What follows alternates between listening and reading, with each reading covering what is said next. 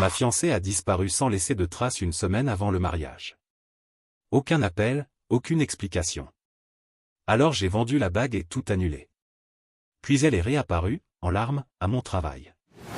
Tu crois avoir tout vu quand ta fiancée disparaît quelques jours avant le mariage, mais attends qu'elle essaie de te convaincre que c'est ta faute. Et ce qu'elle a demandé ensuite. Disons que c'est à ce moment-là que j'ai arrêté d'être gentil. J'ai 32 ans. Je m'appelle Matthew. Enfin, j'avais 32 ans et j'étais sur le point de me marier. Maintenant, je suis juste un mec de 32 ans avec une pile de reçus d'annulation. Tout a commencé il y a 8 jours, une semaine avant le mariage. Lisa, 29 ans, devait me retrouver. On avait un dernier rendez-vous sur le lieu de la cérémonie le lendemain matin, les derniers ajustements, disposition des tables, comptage des repas. Mais elle n'est jamais venue. 19 h, je lui ai envoyé un message. Pas de réponse. 20 h, j'ai appelé. Messagerie directe. Bizarre, elle avait toujours son téléphone à la main. 21 h, ce nœud à l'estomac a commencé. J'ai rappelé. Messagerie. J'ai appelé sa sœur, Ashley. Elle ne savait rien. J'ai appelé ses parents. Même inquiétude, même confusion. À minuit, j'étais en panique. J'ai contacté des amis. Je suis passé en voiture devant chez elle. Tout était éteint. Sa voiture n'y était pas. Ce n'était pas Lisa. Elle planifiait toujours tout. Elle communiquait chaque étape. Disparaître comme ça? Inimaginable. Les 24 heures suivantes ont été floues, hôpitaux, déclarations de disparition, c'était un cauchemar. Sa famille était dévastée. Moi, j'étais partagé entre la peur qu'il lui soit arrivé quelque chose de grave, et une angoisse sourde que ce soit quelque chose de plus personnel. Le 3e jour, la police l'a retrouvée. Elle allait bien. Hébergée chez une amie de la fac, Sandra, à 3 heures de route. Au début, j'ai ressenti un énorme soulagement. Mais tout de suite après, un froid glacial m'a envahi. Qu'est-ce qui se passait? Elle allait bien. Et n'avait prévenu personne. Pas même moi. La police m'a dit qu'elle refusait de me parler. Aucune explication. Elle a juste dit qu'elle avait besoin d'espace. De l'espace. Une semaine avant notre mariage. Mon cerveau s'est figé. La peur et la douleur ont laissé place à un vide glacial. Aucun mot. Aucun message. Aucun mail. Après 5 ans ensemble. Après avoir planifié toute une vie. Après avoir choisi ces foutues fleurs de centre de table, le silence. J'ai commencé à passer des appels. La salle? On a perdu la compte de 5 000 $. Le traiteur? Encore 3 500 à la poubelle. Le photographe? Sympa, mais, adieu 2 000 $. Le fleuriste. Le DJ. Le gâteau. Les billets de lune de miel. Le resort, non remboursable. Chaque appel était comme un coup de marteau sur ce qui devait être notre avenir. La perte financière que j'avais déjà assumée ou payée atteignait 15 000 $. Ses parents avaient payé la robe séparément et allaient couvrir la majorité des fleurs directement avec le fleuriste. Mais l'acompte initial était sorti de mon compte. Les appels les plus durs ont été pour la famille et les amis. Il n'y aura pas de mariage. Le choc. Les questions sans réponse. L'humiliation. Ma mère a pleuré. Mon père répétait. Fils, mais qu'est-ce que c'est que ça? Moi aussi, je voulais savoir. Et puis il y a eu la bague. 1,5 carat. Coupe coussin. Style vintage. La bague de ses rêves. Elle m'avait coûté plus de 13 000 $. Je l'ai emmenée chez un bijoutier de confiance. J'en ai tiré 7 800. Moins que ce que j'espérais, plus que ce que je craignais. Cet argent est allé directement sur mon compte, une tentative de compenser les 15 000 déjà perdus. Ça n'a rien réglé. Mais c'était quelque chose. J'ai emballé tout ce qui lui appartenait dans mon appart. Photos, vêtements, cet idiot d'ours en peluche gagné dans une fête foraine. Tout dans des cartons, étiquetés. Prêt pour quand ou si elle reviendrait. Ça fait 5 jours depuis que j'ai appris qu'elle allait bien. Et toujours rien. Aucun message. Aucune explication. Elle a fui son propre mariage. Elle m'a fui, moi. La colère est une pierre froide en moi. Mais au fond, je me sens lucide. Comment revient-on de ça? On ne revient pas. J'attends juste la prochaine bombe. Parce que personne ne fait ça sans préparer un prochain acte. Mise à jour. Eh bien, non seulement la bombe a explosé, mais elle m'a littéralement explosé à la figure mardi dernier. Je suis chef de projet dans une entreprise de construction. J'étais en pleine réunion avec un client quand ma collègue, Nancy, est apparue à la porte. Matthew, désolé. Il y a une visiteuse qui dit que c'est urgent. Je suis sorti de la salle, agacé. Je suis allé jusqu'à l'accueil. Et là, elle était. Lisa. On aurait dit quelqu'un qui avait pleuré pendant une semaine entière. Les yeux gonflés, les cheveux en désordre à des années-lumière de la femme que j'étais censé épouser. Ma première pensée a été, sérieusement? À mon travail? Matthew, dit-elle, la voix tremblante, en essayant de s'approcher pour me prendre dans ses bras. J'ai reculé d'un pas. Lisa, qu'est-ce que tu fais ici? J'ai parlé à voix basse. Nancy, derrière le comptoir, semblait soudainement passionnée par ses papiers. Il faut qu'on parle, a-t-elle chuchoté, les yeux pleins de larmes. S'il te plaît, tout ça, c'était une horrible erreur. Une erreur? Ai-je répondu, sec. Disparaître, fuir ta famille, une semaine avant notre mariage. Refuser tout contact. C'est ça, une erreur? Je sais, dit-elle. J'ai paniqué, j'ai eu peur. Sandra m'a dit certaines choses. J'ai juste fui. Sandra. Cet ami, esprit libre, qui a toujours pensé que Lisa était trop bien pour moi, hein? Donc tu t'es enfui. Et tu n'as donné aucun signe pendant 3 semaines. Parce que tu ne savais pas comment m'affronter. Par honte. Matthew, je t'aime encore. Je veux réparer ça. Elle a essayé de prendre ma main. Je l'ai retirée. Réparer ça? J'avais du mal à y croire. Lisa, il n'y a plus rien à réparer. C'est fini. J'ai tout annulé. Le mariage a été rompu. Définitivement. Son visage s'est effondré. Non, tu ne peux pas être sérieux. On peut reprogrammer. Tu dis à tout le monde que j'ai eu une urgence familiale, un problème de santé. On peut maquiller ça. L'audace était surréaliste. Maquiller. Comme si c'était un verre renversé, et pas une explosion dans ma vie. Lisa, j'ai vendu la bague. Elle s'est figée. Sa mâchoire s'est décrochée. Tu as fait quoi? Je l'ai vendue. Comme je l'ai dit, j'ai perdu plus de 15 000 $ en acompte non remboursable. Les 7 800 $ de la bague ont à peine allégé la charge, mais c'était nécessaire. Tu as vendu Emma bague? Sa voix a monté d'un ton. C'était Emma bague. Elle était inspirée de l'alliance de ma grand-mère. Comment t'as pu faire ça? Là, c'est moi qui me suis énervé. Ta bague? J'ai acheté cette bague pour un mariage que tu as abandonné. Un symbole d'un engagement sur lequel tu as craché. Une inspiration ne transforme pas une bague en héritage familial quand c'est moi qui ai payé. Mais l'argent, elle a balbutié. L'argent quoi? Ai-je demandé, calmement. Il a partiellement couvert la salle, le traiteur, la lune de miel. Les conséquences de tes actes. Et malgré ça, je suis encore en perte. Elle me fixait, immobile. Tu dois me le rendre. Cet argent est en partie à moi. On allait se marier. On allait. Au passé. Non, tu peux pas faire ça. Je veux dire, on avait des projets. Je n'ai aucune obligation. Sauf celle de me protéger de nouveaux dégâts. C'est alors que mon patron, Monsieur Donaldson, strict, mais juste, est arrivé, attiré par le bruit. Il m'a regardé, puis elle, haussant un sourcil. Tout va bien, Matthew? Affaires personnelles, Monsieur Donaldson. Je gère, ai-je répondu en lançant un regard à Lisa, c'est ta chance de partir. Mais elle a insisté. Il a vendu ma bague de fiançailles. Il a annulé notre mariage sans même me parler. Gémit elle. Monsieur Donaldson semblait franchement mal à l'aise. Madame, ici c'est un lieu de travail. Je l'ai interrompu. Lisa, ce n'est pas approprié. Pars. Maintenant.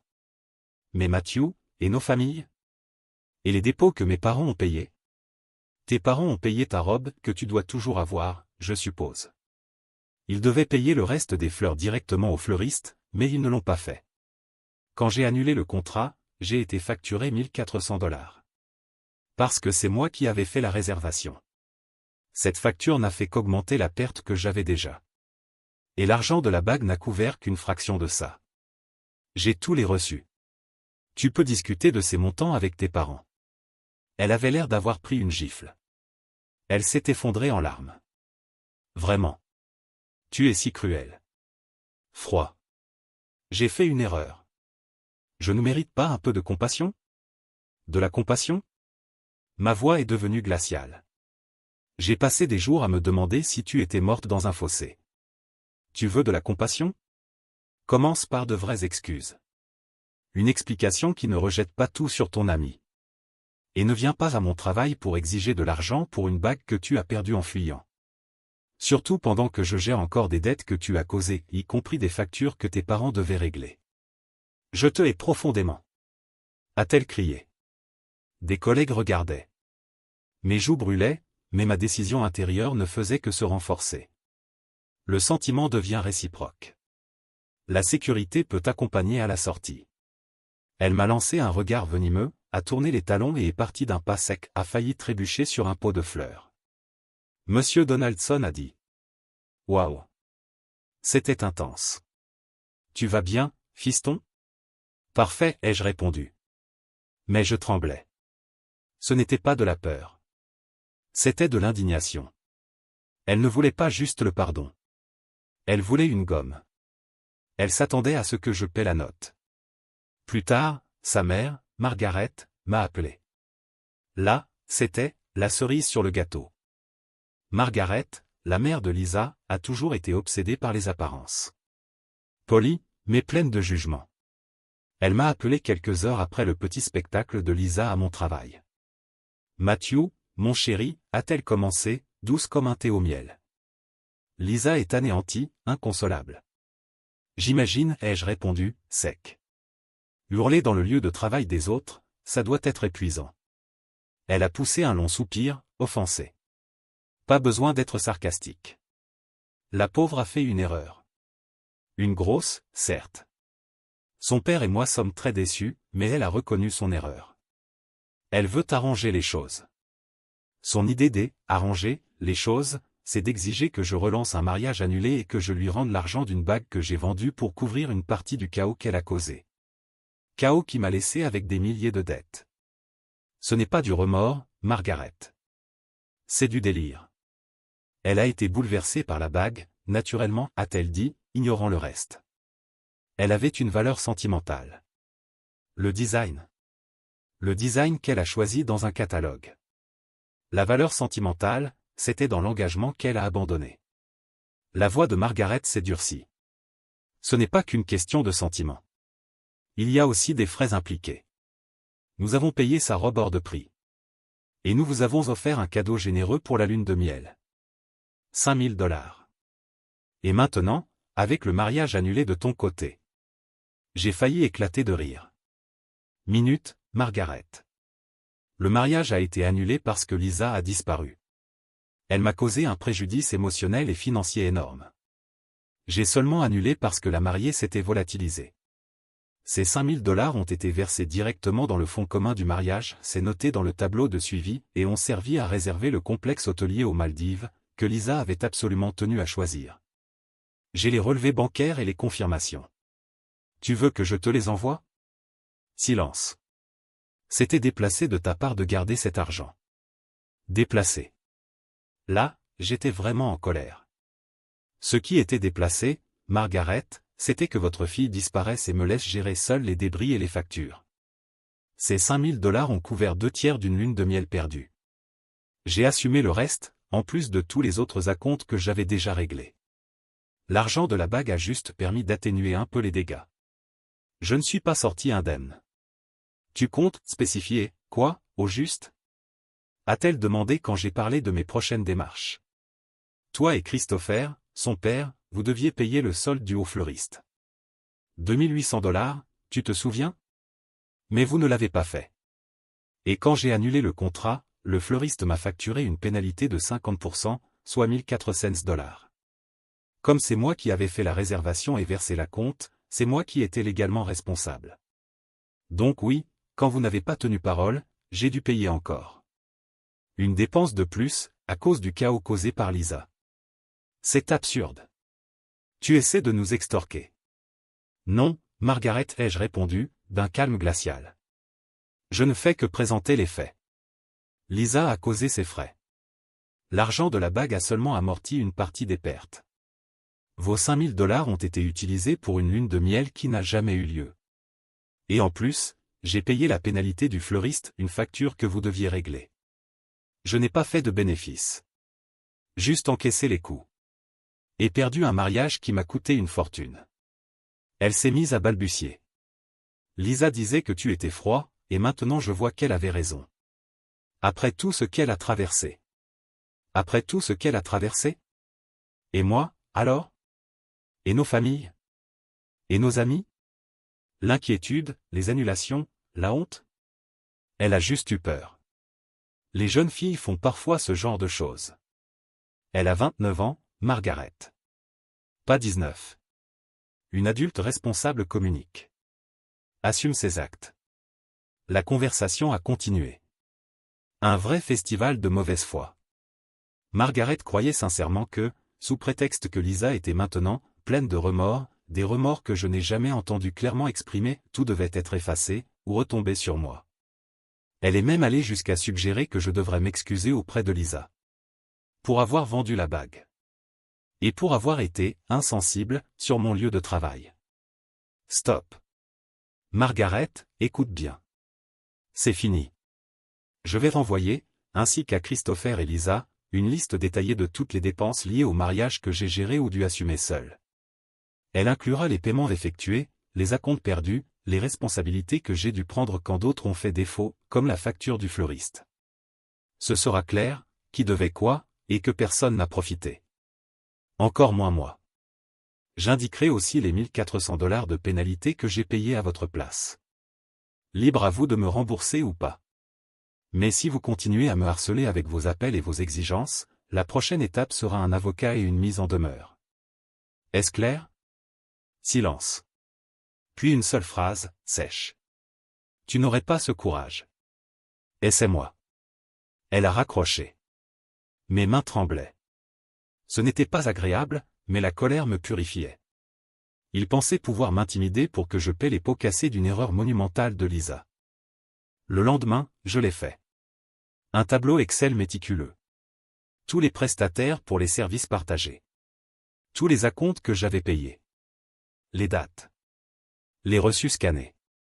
J'ai surligné la pénalité du fleuriste que j'avais dû assumer. J'ai joint la preuve de la vente de la bague et comment cela n'avait couvert qu'une partie de mes pertes. 3 copies. Envoyées en courrier recommandé avec accusé de réception. Une pour Lisa, une pour son père, une pour sa mère. Et maintenant, la partie la plus savoureuse. Lisa ne logeait pas seulement chez Sandra. Après le scandale à mon travail, il paraît que Sandra elle-même, d'après un collègue de New York, lui a lancé un ultimatum. Où Lisa assumait ses conneries, où elle déguerpissait de chez elle.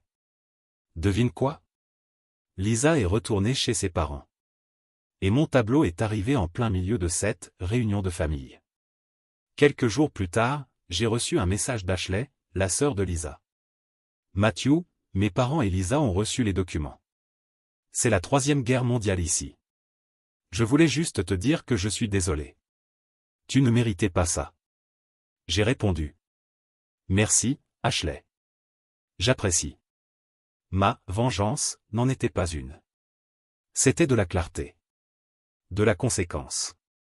Il voulait tout déformer. Me faire passer pour le méchant. Mais mon tableau, c'était mon arme factuelle.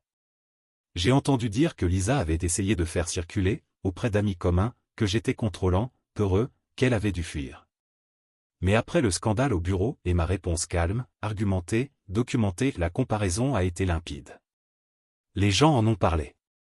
Et pas en sa faveur. Son récit de victime s'est écroulé, surtout quand ses demandes absurdes d'argent ont fuité. Probablement à cause de Margaret elle-même. Le bilan final est simple. Action égale conséquence. Pas de drame. Juste des faits et des reçus. À ce jour, je n'ai jamais été remboursé pour le fleuriste. Et je n'attends plus rien. Mais ils savent. Et ils savent qu'ils n'ont plus aucun terrain pour m'attaquer parce que tout est documenté. Même ce qui était leur responsabilité. Petite victoire.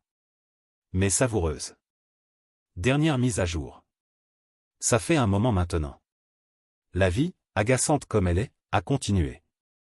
Après avoir envoyé cette lettre recommandée, avec la vérité financière toute nue, l'explosion initiale, celle qu'Ashley avait mentionnée, a laissé place au silence. Un silence béni. Doré. Plus d'appels de Margaret. Plus de scènes larmoyantes de Lisa. Aucun email furieux de Christopher, qui, honnêtement, m'a toujours semblé un peu perdu dans sa propre famille. Au final, je n'ai pas récupéré les $1 400 de la pénalité du fleuriste, la part que ses parents devaient couvrir. Mais je le savais déjà. Tenter d'extorquer de l'argent à Margaret, avec sa posture de supériorité morale. Autant essayer de baptiser un chat. Ce qui comptait, c'était le principe. Le tableau Excel montrait clairement tout ce que j'avais dû assumer, y compris ce qui leur incombait, à eux. Mais ce que j'ai vraiment gagné est arrivé il y a environ un mois. Un petit cadeau d'Ashley. On gardait un contact prudent, de temps en temps. Elle m'a écrit. Matthew, tu ne vas pas y croire. Enfin, peut-être que si. Lisa a essayé de convaincre nos parents de payer une retraite spirituelle de guérison, à cause du trauma de l'annulation du mariage. Ça coûtait $3000. J'ai répondu. Ils ont payé? Mon père a dit non, direct. Il lui a répondu que sa guérison pouvait commencer par trouver un boulot et rembourser les acomptes qu'ils avaient perdus sur les retouches de la robe et d'autres trucs qu'ils avaient payés à part. Des choses qui n'étaient même pas dans ton tableau. Margaret est restée muette. Christopher, inflexible. Lisa a pété un câble. Un vrai cirque. Et ça valait plus que les $1 400. Elle s'est enfin cognée à un mur qu'on appelle limite familiale. Et Christopher a trouvé sa voie. Bien joué, Christopher. Ashley m'a aussi confirmé que mon tableau était juste concentré uniquement sur mes pertes directes, sur ce que j'avais dû encaisser. Lisa, d'après ce que j'entends, ne va pas bien. Son plan pour jouer la victime a volé en éclats. Sa scène dans mon bureau l'a fait passer pour instable. Ses tentatives pour me faire passer pour le méchant? Mal ficelé. Facile à démonter. Beaucoup d'amis communs ont vu son comportement de leurs propres yeux. Certains m'ont soutenu. D'autres ont disparu. Et c'est ok. Les amitiés, parfois, c'est comme ça. À ce que je sais, elle vit encore chez ses parents. Elle cherche du travail, sans succès. Tout ce qui correspond à son expérience lui semble en dessous de ce qu'elle mérite, à cause du fameux « trauma ». Le monde, simplement, n'achète plus son histoire. Et moi, qu'est-ce que je garde de tout ça? Le tableau Excel. Pas pour l'argent. Mais pour ce qu'il représente. Un symbole que réagir avec stratégie et pas seulement avec émotion, ça fonctionne. Une ligne claire dans le sable, tracée avec des faits. Une exposition précise des charges que j'ai dû porter, seul. Et moi, aujourd'hui? Le premier mois a été dur. Pas seulement de la colère, de la confusion. Pourquoi? Je n'aurai sans doute jamais de vraie réponse. Les gens comme elles n'ont souvent aucun sens pour ceux qui vivent dans la réalité. Mais la lucidité que j'avais eue dès mon premier poste est restée solide. Comme si j'avais retiré un filtre de mes yeux. Je vois mieux les gens maintenant. J'ai vendu notre canapé. J'en ai acheté un nouveau. Rien qu'à moi. J'ai repris possession de mon espace. Je suis retourné à la salle de sport. Excellent pour le stress. J'ai renoué avec des amis que j'avais négligés. Le travail se passe bien. Monsieur Donaldson m'a même fait un petit signe de respect, après tout ça. Il a dit que j'avais géré la situation comme un vrai pro. Matthew. Les petites choses comptent. Sortir avec quelqu'un? Hors de question. Pas maintenant. Faire confiance? Difficile, mais pas impossible. Et je ne suis pas amer. Ou du moins, j'essaie de ne pas l'être. Je suis concentré sur moi. Sur ma carrière. Sur mes amitiés. Sur ma guérison. À ma façon. Sans retraite à 3000 $. Parfois, tard le soir, la douleur revient un peu. La trahison. L'avenir que j'avais imaginé. Mais ça passe vite. Et ce qui reste, c'est une satisfaction calme. Pas une victoire triomphante. Mais une certitude tranquille. J'ai affronté une situation impossible avec dignité et force. Je ne l'ai pas laissé détruire ma vie, mon nom ou mes finances. Elle a affronté les conséquences. Des conséquences logiques. Sans vengeance spectaculaire. Juste, les répercussions naturelles d'un choix désastreux. Et ça, pour moi, c'est plus vrai, plus apaisant que n'importe quel drame. Elle a fait son lit. Maintenant, elle y dort. Chez ses parents. En râlant. Et moi? Moi, je dors très bien. Commentaire Monsieur Reddit. Cette histoire m'a marqué. Parce qu'il ne s'agit pas seulement d'un mariage annulé mais de dignité, de responsabilité et de limites personnelles. Le protagoniste n'a pas choisi le conflit, mais il n'a pas non plus fui. Il a affronté une situation absurde avec des faits, du calme et la tête haute. Et au final, c'est cette clarté qui a triomphé. Parfois, on n'a pas besoin de crier pour gagner. Il suffit de laisser la vérité parler d'elle-même. Et bien sûr, si vous avez aimé la vidéo, laissez un like, abonnez-vous à la chaîne et activez la cloche pour ne rien rater des prochaines histoires.